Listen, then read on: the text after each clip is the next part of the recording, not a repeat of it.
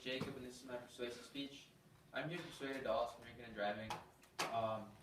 In 1988, the deadliest drunk driving accident occurred on Interstate 71 in Kentucky when a drunk driver caused a head-on collision with a school bus that killed 27, which were mostly children, and injured 34 others.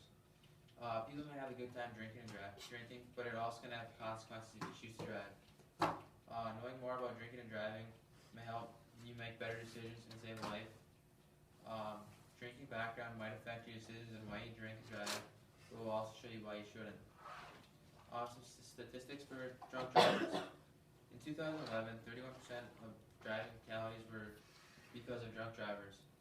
The highest rates of drunk drivers are from the ages of 21 to 25, which is 23.4%. The average blood alcohol content among fatally injured drinking drivers is 0.16. Drivers of single vehicle crash deaths for males are 707 times greater than that of a sober driver. In 2007, nearly 13,000 Americans died due to impaired driving, and roughly 13,000 Americans died each year because of drunk driving. Accidents are 5 times more likely to happen at night, and 2/3 of DUI convictions are first-time offenders. 75% of drunk drivers were not wearing their seatbelts. More than 1/3 of all fatal traffic accidents involve at least one person with a blood alcohol content over 0.08%. About 30% of Americans will be involved in an alcohol-related crash within their lifetime. About 1.4 million people get a DUI each year. And 18 to 20-year-olds are responsible for 10% of drunk driving trips in America, so it is not just people of age that drink and drive. Some solutions for drinking and driving are DWI courts, which have proven effective in reducing the crime of drunk driving.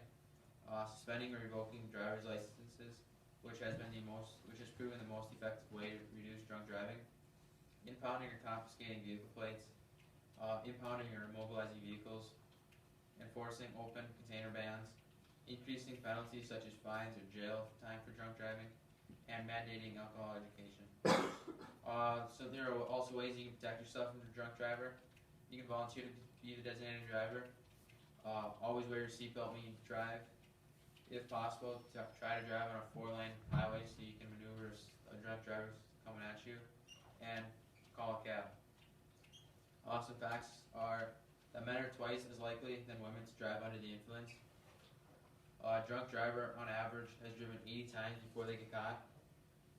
And all 50 states have zero tolerance laws, which mean anyone under the age of 21 that has a blood alcohol content of 0.02 will get a DUI. Drunk driving fatalities are one of the most preventable deaths we can stop. Most people with DUIs are not alcoholics. Why people choose to drink and drive? People choose to drink and drive because they believe they aren't that drunk and can make it home safely. They also choose to drink and drive because of pride. Many people feel ashamed or afraid to call someone to come have them pick them up. And people say, I've done it before and made it home safe, so they believe they can make it home again. And the alcohol makes them feel more confident, and they think it'll never happen to me. When people are drinking, they forget about the harmful consequences that can happen at the time. And there is no other way for them to get home, so they choose to drive. And they also have the reason that I don't want to leave my car here, so they drink and drive. So they choose to drink and drive. Why people shouldn't drink and drive? There are many reasons that they shouldn't drink and drive.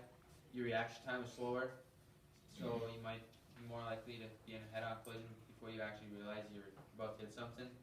Alcohol also affects your behavior, your character behavior.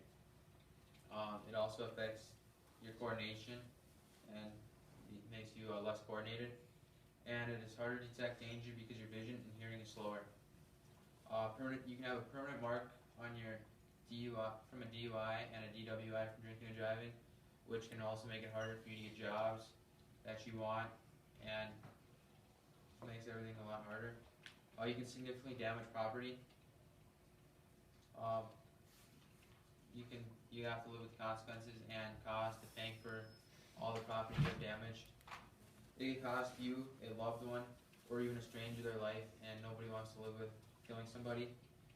If you get caught, you are susceptible to fines, higher insurance, and jail time, and you have to live with you might end up living with guilt that you've killed somebody, and for just going out one night and having a little fun. You can save a life, and the cost is a lot higher because your insurance goes up. You have to pay for the damage you have caused to your vehicle and other vehicles. You have to pay if you go to jail. You end up paying court fines, and you can just you might have to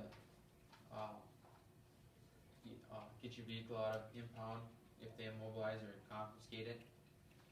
There are many statistics, facts, and ways to help you against drunk driving. Too many people die each year due to drunk drivers. There are ways to enforce laws and make people drink and drive less.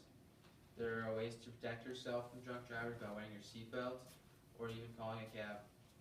Men are more likely to drink and drive than women, and people choose to drink and drive because they do not believe that the alcohol has affected them and they are not that drunk.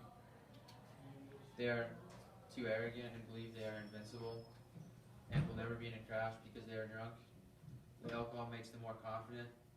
People shouldn't drink and drive because alcohol is a stimulant and affects your vision, reaction time, hearing, and makes you less alert on dangers on the road. With the given information, you might think we can drive, but you shouldn't because nobody wants to live with guilt, killing an innocent person.